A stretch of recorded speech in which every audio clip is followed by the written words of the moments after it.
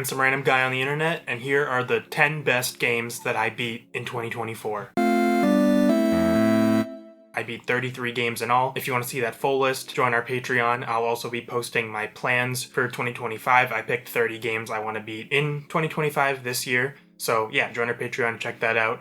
Make sure to like and subscribe. Let's get right into it, starting with some honorable mentions.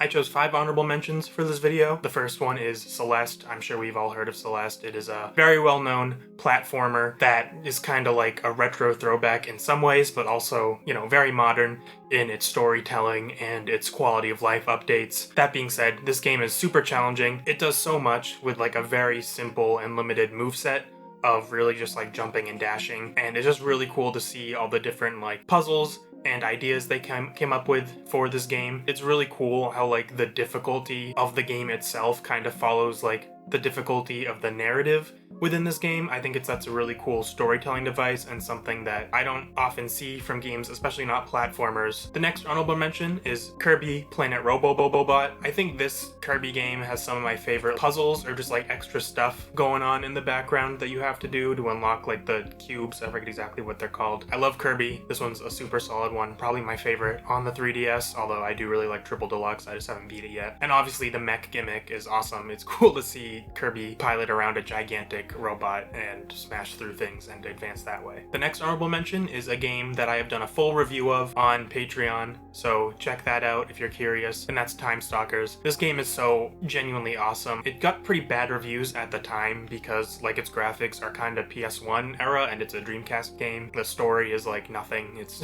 the dumbest story ever, but the game is fully aware of that and plays into it, and at its core it's just a very addictive monster catching dungeon crawler with some roguelike elements because you start over at level 1 at the beginning of every dungeon. And you go in, you catch monsters to join your team. There are multiple main characters and you choose which one leads the monsters. Pretty run-of-the-mill dungeon crawler gameplay, but the monster catching and the world and just the sound design and everything in this game really push it over the edge for me. I really do like this game. If you've overlooked it because you just haven't heard of it or because it got kind of bad reviews, I'd urge you to give it a chance, especially if you like dungeon crawlers. The next honorable mention is another Kirby game that I played this year and loved, Kirby's Return to Dreamland Deluxe. I played about half of this on the Wii before this remake came out, but I had to stop because there was something wrong with my disc and I could never get past the part where you like go on the ship and go to the new world. But if I'm trying to show someone what's so great about Kirby, this is pretty much would always be my go-to game. It's just super solid and straightforward Kirby gameplay. There's no gimmicks or anything. This game has some of my favorite mini games ever in any Kirby game. They're just super fun to interact with, and I think this game really kind of focuses on those mini games a lot more than other Kirby games,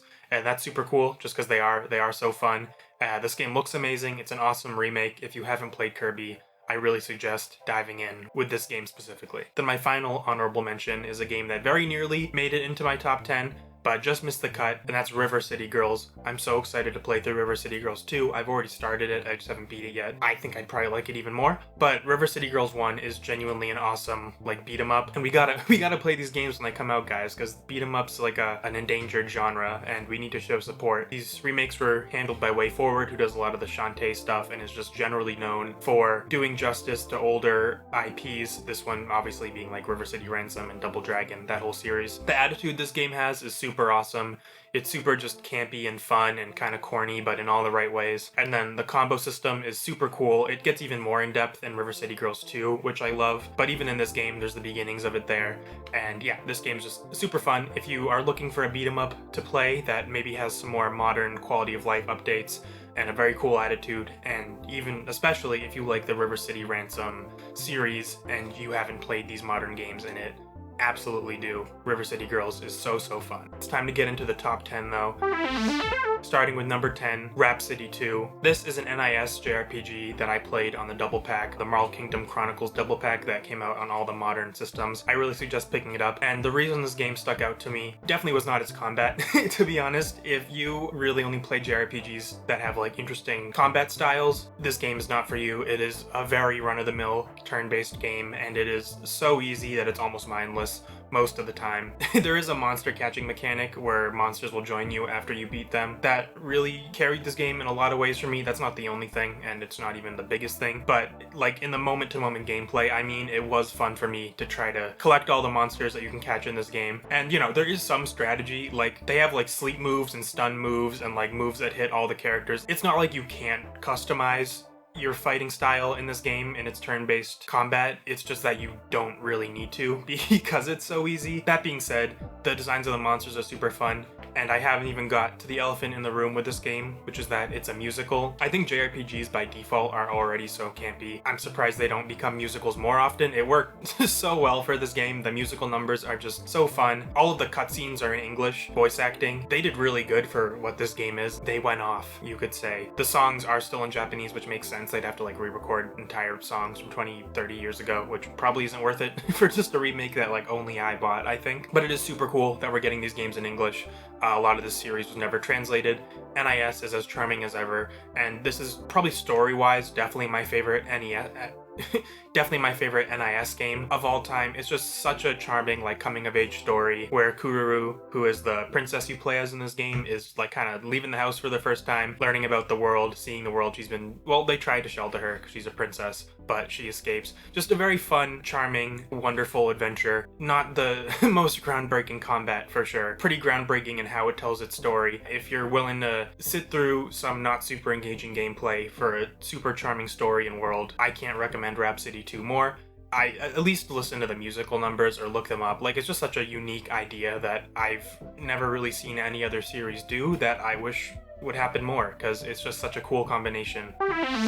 Coming in at number 9 is Ribbit King, which I played on the GameCube. I've mentioned this before. I bought this from some guy outside of a GameStop for $5. That was awesome. First off, the first thing you'll notice, it's super cute, but I will warn you, it is super cute in like a South Park kind of way. Like, I wasn't expecting the humor this game had to be the way that it is. Like, the main character literally sounds like Butters. It's like a one-to-one. I wouldn't be shocked if it's the same voice actor. I didn't look it up, but they sound the same. But your caddy is a little picnic basket that walks around and talks to you. I will say, because of the South Park likeness of this game, there are some characters that made me go, oh, they wouldn't make a character like that in modern day. And if that completely turns you off from this game, I get it. I'm not condoning every choice made in this game, but what I will say is, one, the overall world is very cute and charming and fun, and the arcade golf gameplay does arcade golf like no other arcade golf game ever has in my arcade golf experience. Like, you know, Mario Golf can get kinda arcadey, but it never reaches the heights of this game, where it's not about just getting your frog into the hole, because you play frolf in this game, not golf. It is about finding all the little secrets on the map, or just not even the secrets, but just the ways to score extra points. You can like pop bubbles that give you points.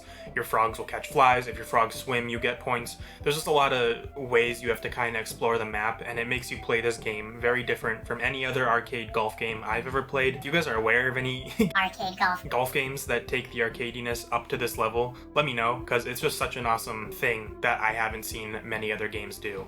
Arcade golf. Coming in at number 8, it's LittleBigPlanet. This is just a super solid 2D platformer that has really cool physics in it. Also, the sandbox mode is obviously super awesome. I used it to make the most giant like skateboard ramp I could, and that was fun to me for some reason. Sackboy's super charming. I wish Sony would bring him back. Maybe he can fight Astrobot or something. I don't know. But it's super fun being able to customize Sackboy with all the little different bits of outfits that you unlock. The worlds that you go to in this game are all super fun, and you know, just the general like crafty art style this game has is so charming. It's one of those games where Sackboy kind of purposefully controls a little clunky, and it's about interacting with the physics and how he just kind of like flops around. He's like literally a rag doll, basically. So that makes sense, but it works super well. It's super fun like swinging on stuff in this game and just getting through the platforming challenges and exploring the worlds. Really a truly awesome platformer. If you haven't played this game, you owe it to yourself. It is, you know, probably one of my favorite 7th gen games in general. It came out at a time where, you know, cuteness was not the MO of most gaming companies, especially not ones that weren't Nintendo. So it's just very cool to see a game like this get made at the time that it did.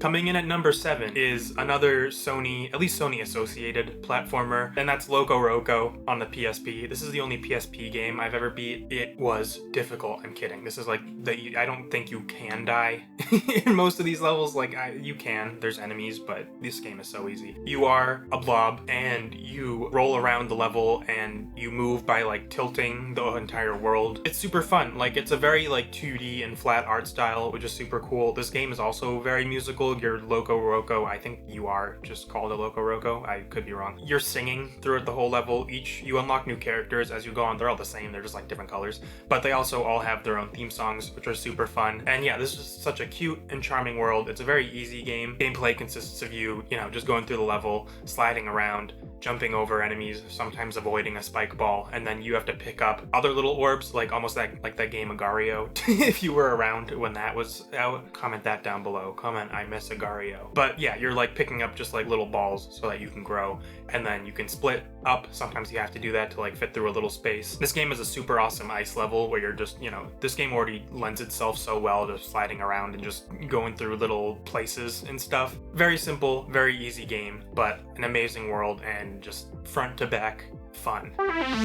Coming in at number 6 is another amazing platformer, one of the best platformers I've ever played, and that is Yoshi's Woolly World. I know a platformer's good when it makes me want to go for the extra stuff, because I'm not one to 100% games at all. I'm perfectly happy with just ignoring all the collectibles, just getting to that credit roll, and, calling it a day. But Yoshi's Woolly World just made it so fun to interact with its world, and like just the array of abilities Yoshi has, the things you can do, given that everything's made out of yarn, are super fun. My favorite collectibles definitely the different yarns, because it lets you unlock new skins for Yoshi, which is super fun. I played most of the game through as Camo Yoshi once I unlocked that one, because that's just a cool combination of Yoshi wearing camo. But yeah, you could say that this game's kind of derivative of Yoshi's Island, like pretty much all the Yoshi's platformers are. He has the same moveset pretty much of just throwing eggs around, or throwing balls of yarn around this time. Given that the world is yarn, there are different things you can do. The game looks amazing. It's just such a fun world to explore. Yoshi's movement feels really great. You could probably see from these past few games, I'm definitely a fan of easy games. So it's nice that Yoshi has the jumping ability that he does, where he can kind of hover for a bit. It lets you get through platforming challenges in a different way than maybe other games would handle it. And it gives you kind of an ease of exploration, which is really what made me want to go for all these collectibles. Like, if a game's super hard, and on top of that there are collectibles, I'm like, I just need to survive. I'm not gonna go for all those collectibles when I'm just gonna die and lose them and then have to do it all over again. So Yoshi's Woolly World being an easier game really allows you to explore. With platformers, comes down to how does it feel to move in this world, and Yoshi's movement feels amazing. Throwing the yarn is really fun and really satisfying. There's something to discover around every corner, it feels like, in these levels, and they're so well crafted and so well thought out. We're moving on to the top 5. I hope you guys are ready, because these are big ones. Number 5 is Blood Bowl 2. I got weirdly into football this football season. Not like super crazy into it, but I wasn't completely ignoring it like I usually do, which was a big change. I played 2 football games this year. If you want to see the other one, join our Patreon, because it won't be in my 10 least favorite games either. Blood Bowl 2, Blood Bowl in general, for those who don't know, is a series of football games set in the Warhammer universe. So you're playing as like orcs or elves or humans. Obviously, I played as Skaven in my personal league, which are like little rat guys that are super fast, but they're super easy to take out. And it plays like a strategy RPG. Each turn, you kind of just decide where to move your characters. Like, one way to describe it is if you sped up this gameplay, it would look like a regular play of football. They do combine very well, and you do really have to think about, like, how am I gonna take out these defenders so I can break through their defensive linemen and then hopefully make a run to get a touchdown? Do I want to maybe stall for a bit so I can kill some more of their players? Because that's another thing in this game. Like, you really are incentivized to injure and kill their players. So as like a critique of football also, it works really well. And I think, a lot of these hyper-violent football games, because that is kind of its own genre. A lot of these are trying to do that. They're trying to be a critique of football in some ways, and also they're just playing up the arcadey nature of the games by doing that. Yeah, as someone who really likes strategy RPGs and was a bit iffy on football going into this really did get me more into football, which is stupid. And then also, like, in between games, I really like the progression system of you get an MVP for each game, and that MVP gets points to upgrade themselves. For example, for the Skaven, there is a role called a Blitzer, who runs at people and tackles them. And there's a mutation you can get through these MVP points called horns, where you get an extra dice, which basically just increases your chances of properly tackling someone. You get extra dice when you blitz someone instead of just tackling them from one square away. And there's just lots of stuff like that. This game is just genuinely so fun. If you like strategy RPGs, you don't even have to like football. As long as you kind of understand how it works, this game's awesome, and I really, really highly recommend it. Coming in at number 4 is my favorite platformer of this year, Rayman Legends. Like I said in the Yoshi's Woolly World part, with platformers, it really comes down to how does it feel to move in this world, and I think Rayman Legends feels better than any other game that I've ever played in terms of how it feels to move. You're just so fluid, so dynamic, especially like the musical levels. They really outline what is so great about Rayman Legends and just the plethora of different ways you can move around this world that you have at your disposal that all like interact with each other so well. You know, you can like jump off an enemy's head and then slide down a hill and then jump into like an upward draft where you hover, and like it's just everything. It just feels so good going through these levels. I'd say it's the proper amount of challenging and the proper amount of forgiving for a platformer. Where there are some super hard segments, it takes it scene by scene, kind of like Celeste, so if you fail then you just start over again and keep trying. The unlockables are fun. I like the range of characters you can play as in this game. There is some Ubisoft stink in this game, like there are scratch tickets that you do, and they give you, I don't even remember. I genuinely don't care what they give you. But yeah, there's stuff like that. So if that's going to turn you off from this game, maybe just play Rayman Origins. But I really think Rayman Legends got the movement so right that really nothing else matters. And obviously, being a Rayman game, it just looks and sounds amazing. Rayman has such a mystical and fun world that he exists within. Top 3 time. And my number 3 game is Pokemon Snap, the original, on the N64. I can't justify this more than just saying I like looking at Pokemon. What can I say? And especially when they're presented as chunky N64 models, that's just great. I love how N64 models look and just early low poly stuff in general. So having a game that's all about looking at and taking pictures of Pokemon as low poly 3D models is just the greatest thing ever. You know, it's been said before, but it's essentially an on-rail shooter with just the twist of you're taking pictures instead. And this is a game I 100%ed, which, like I said, I never do, but it's just so fun to go through these courses and see all the different ways you can interact with the Pokemon and interact with the environment to find more Pokemon, that I wanted to go through and just find all the Pokemon you could, and it was totally worth doing it. And yeah, if you're someone who likes Pokemon and likes, you know, photography, obviously this game is for you. I love the N64 and what it can do, and this game is a great example of that. Coming in at number 2 is Weird West, which I mentioned in Andy and I's video on our 2025 lists for the games we played. This is my favorite indie game of the year. It's also just my second favorite game of the year. I'd say in gameplay it is most like a Diablo-like game where it's a top-down, you're exploring like dungeons and worlds and stuff and fighting enemies and getting loot, stuff like that, and upgrading your character, and there are like RPG adjacent elements. And then also I'd say there's a bit of like Skyrim thrown in there where, you know, this world feels very alive and you can explore the different towns and like you genuinely can have an effect on them. Like if you rob a shopkeeper and maybe it goes a little south and they don't make it through the encounter, that shopkeeper is genuinely gone and there'll be someone new there. If you kill enough of the sheriffs in a town, it can turn into like an overtaken town where creepy creatures will be there instead of the normal population. There's just tons of stuff like that. The whole progression of this game is based on your choices you make as a player, whether you like spare people or kill them if they've wronged you, if you fulfill certain bounties. I'm sure this game has like a ton of endings. I definitely do want to play through it a couple more times to get all those. I don't need to get all the endings, but I'd be curious about what other endings there are. And also, you play as multiple characters throughout this game, and you can team up with the people that you've played with in the past, and it encourages you to do this because that's also how you get your items back, is you trade with them and basically just take all their stuff. But yeah, this world just feels so alive, and it gives me that Skyrim satisfaction of like sneaking around and being a little sneaky thief, which I really like for some reason. And it's just a very cool Wild West setting mixed with dark fantasy, and it pulls that off super well. If you like Wild West stuff, if you like Diablo, if you like Skyrim, if you like just kind of Western RPGs in general, I'd say check out this game. It's awesome, and I think Wolfeye is making a new game this year that's at least somewhat similar. I completely forgot to mention, actually, also, it's a twin-stick shooter, like Hotline Miami, kinda. So when you're fighting enemies, that's kind of how it works.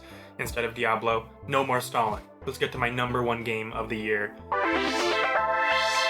which is Digimon Survive. Why is it Digimon Survive? Well, It's a kind of confusing and jumbled visual novel mixed with a pretty mediocre strategy RPG, but it has Digimon.